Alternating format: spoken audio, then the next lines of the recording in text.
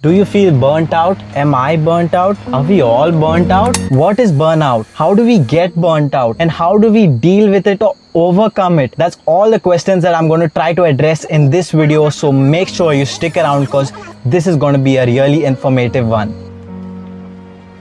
So the definition of burnout is a state of mental, physical and emotional exhaustion that is brought around due to prolonged periods of stress.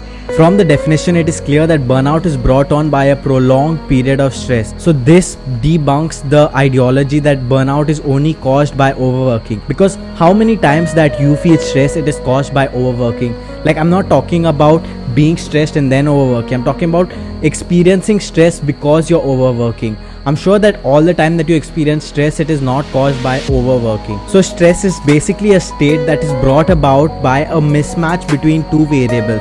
So the mismatch may be expectations from reality. Now the mismatch in this causes stress, or something like setting goals to what you actually achieve. Then if there is a wide varied difference between the two, that will cause stress. Or even if you like everything to be perfect, like you're a perfectionist, things are obviously not going to be perfect every single time. So that difference between these two variables will cause stress. Just to further prove the ideology that only overworking does not lead to burnout, just take the example that you're working a job and you're working normal hours. You're not working any extreme hours, you're not working through the night, and the workload is decent, but you are not compensated in the terms of pay or recognition for the amount of work you're doing. Now obviously the mismatch between these two variables is going to cause stress in you.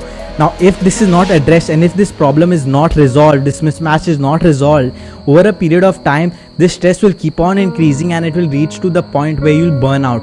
Even though you're not overworking, even though you're not working that much, it's just that the variables are different and there is a mismatch. So this is what is causing the burnout in this case. Now a doubt has probably crossed your mind that what is the difference between stress and burnout. See, the mismatching of the variables causes the stress. Now this stress is not necessarily going to lead to the same feelings as burnout. Instead, you may be more motivated, more hyperactive, more work harder just to achieve that recognition or get that pay raise. You may work extra hard just to battle and combat that stress. And if you're able to bridge the gap between the variables, this will lead to a reduce in the stress. But if you're not able to, and this goes on for a prolonged period of time, you will reach the point of burnout. Burnout is not going to be the same as stress, as in you're going to feel completely demotivated. You're going to feel like useless. You're going to feel lonely.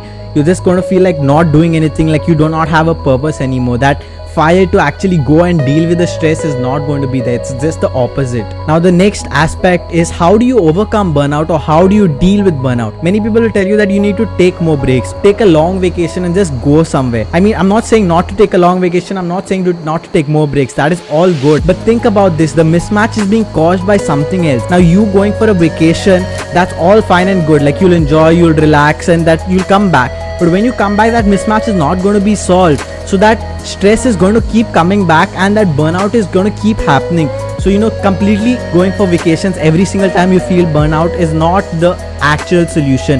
Like, there has to be a way for you to manage this mismatch. Step 1 is to identify which mismatched variables are causing the stress.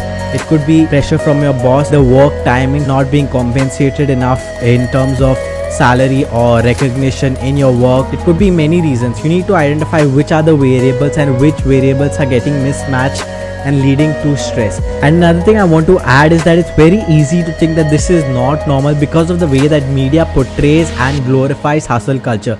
Like, even I'm a part of the problem. Like, even I talked about hustling to get what you want, and there's nothing wrong with that. But we don't talk about the other side, like the downfalls of hustle culture, like the hardships, the burnout that it causes.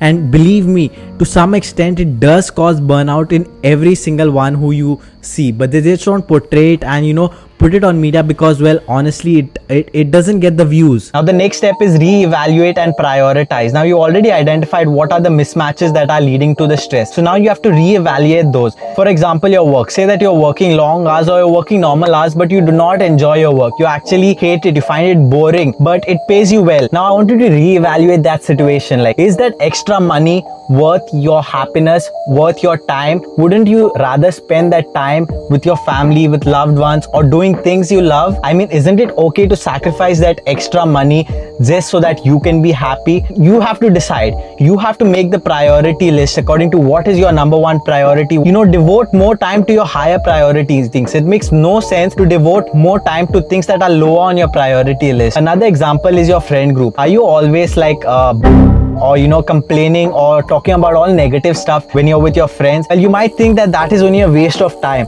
but actually that is what is shaping your mentality or your perspective of the world. You will have a more negative outlook towards everything. That will affect your behavior, that will affect your entire life, that will affect your happiness in the end. The quote which says you are the average of the 5 people you spend your time with is so accurate. So is spending time with these friends on the top of your priority list, is it worth it? I mean, it brings you no value, it brings you no progress, it helps you grow in no way. So you need to decide what is on the top of your priority list and what do you want to give your time for. Like if there are some things that are causing stress but it's not on the top of your priority list, it's time to, you know, give less time to it and instead give more time to the things that are on your priority list. Now the examples I outlined are just 2, but this can be applied to anything that is causing your stress, anything that is mismatched between the 2 variables that is causing the stress. So make your priority list so that you can decide what you want to spend more time and give more efforts to.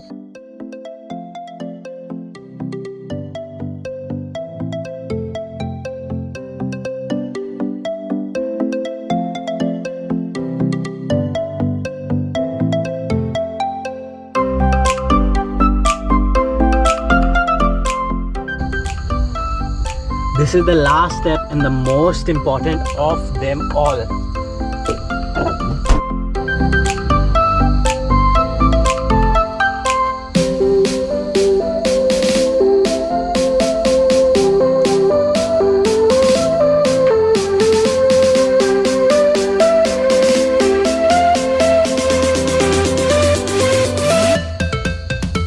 Once you identify the problem and you have your priority list ready, all is left to do is to fix it. Now you might think that actually that's the hard part, but no, that was not the hard part. The hard part was you finding out what was the problem and what was the mismatch that was causing your stress. Now that you have found that out, it's easy to get rid of that or just change it. Either change your job, get rid of your friends.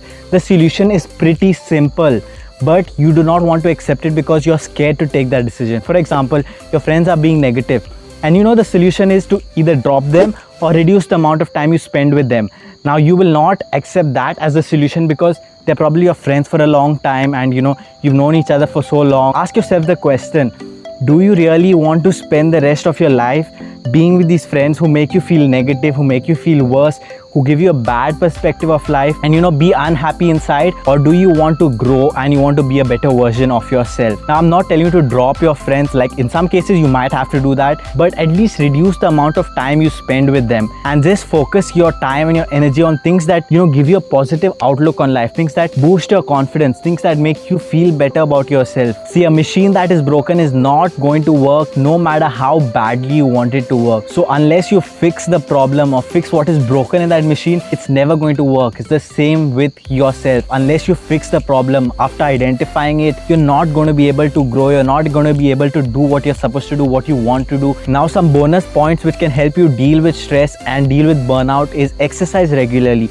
eat healthy, reduce junk food, reduce sugar, sleep well. Sleep is the most important thing. Now another thing that reduces sleep and affects our sleep greatly is screen time, and that needs to be reduced in order to get good sleep so that you will function better during the day and you will have less chances of getting burnt out. So if you want to understand how you can reduce your screen time, then I have a video here, you can check it out. But until then, I will see you all next time and live intentionally and peace.